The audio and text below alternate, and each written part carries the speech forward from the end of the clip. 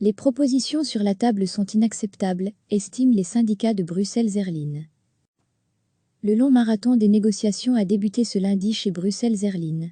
Après l'annonce, la semaine dernière, du plan de restructuration, qui vise à supprimer 1000 emplois, syndicats et directions se sont retrouvés pour entamer les négociations dans le cadre de la procédure Renault, qui s'applique lors de licenciements collectifs. La phase 1 de cette procédure est axée sur la consultation et l'information. Les syndicats ont plus de 100 questions à poser à la direction. Des discussions qui promettent d'être difficiles. Selon les syndicats, le régime de chômage avec complément d'entreprise, RCC, l'ancienne prépension, et un plan cafétéria au lieu de salaire net, figurent parmi les pistes d'un projet de convention collective de travail, CCT, qu'ils ont reçu. De leur côté, les représentants des travailleurs proposent une réduction du temps de travail. Si le personnel travaille temporairement moins d'heures, plus de personnes pourront rester à bord, explique Philippe Lambrec, secrétaire permanent du syndicat libéral CGSLB-CLVB. L'espoir est ainsi d'éviter plusieurs centaines de licenciements. La volonté d'aider à sauver l'entreprise est là, mais pas de la manière drastique, qui est pour le moment sur la table, poursuit Paul Bueknou, secrétaire permanent du syndicat chrétien flamand ACV. Les syndicats ne voient pas d'un bon œil la piste de la direction qui convertirait les salaires nets des salariés en un plan cafétéria, où les travailleurs choisiraient parmi d'autres avantages. Aucune sécurité sociale ne serait versée dans ce cadre, avertit Paul Bucambou. Pour les représentants du personnel de Bruxelles-Airlines, les propositions sur la table sont inacceptables.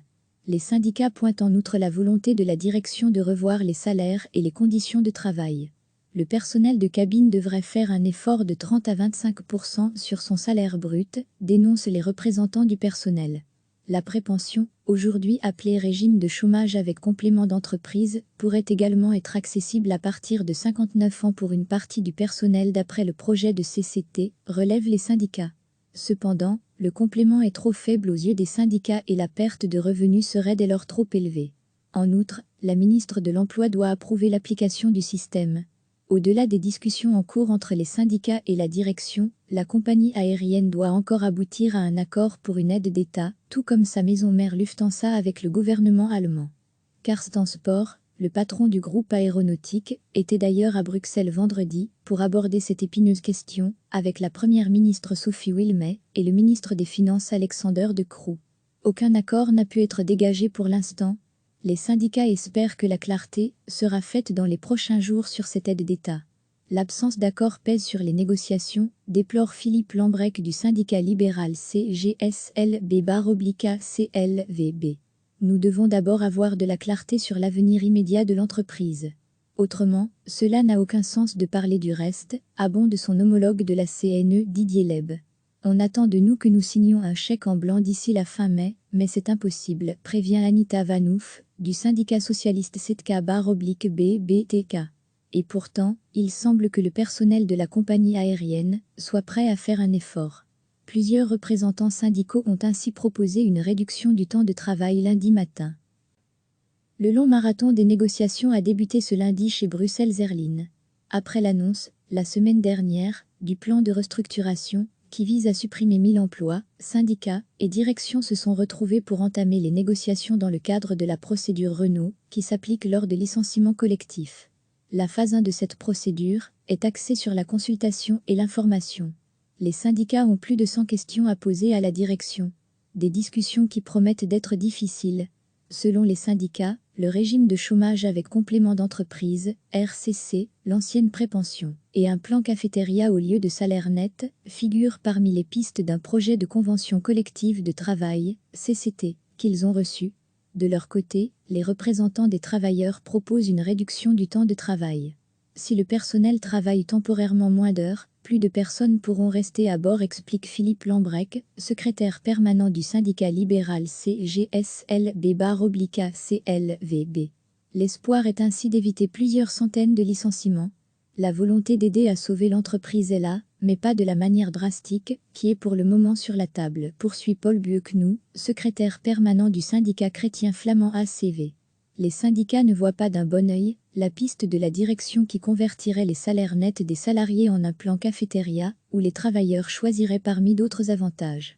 Aucune sécurité sociale ne serait versée dans ce cadre, avertit Paul Bucambou. Pour les représentants du personnel de Bruxelles Airlines, les propositions sur la table sont inacceptables. Les syndicats pointent en outre la volonté de la direction de revoir les salaires et les conditions de travail. Le personnel de cabine devrait faire un effort de 30 à 25% sur son salaire brut, dénoncent les représentants du personnel. La prépension, aujourd'hui appelée régime de chômage avec complément d'entreprise, pourrait également être accessible à partir de 59 ans pour une partie du personnel d'après le projet de CCT, relèvent les syndicats. Cependant, le complément est trop faible aux yeux des syndicats et la perte de revenus serait dès lors trop élevée.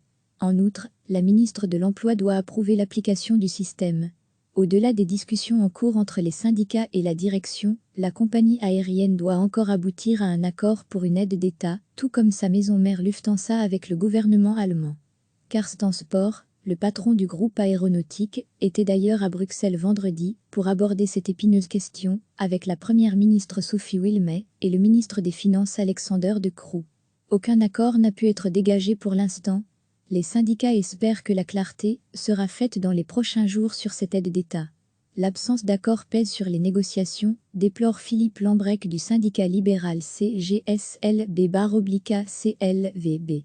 Nous devons d'abord avoir de la clarté sur l'avenir immédiat de l'entreprise.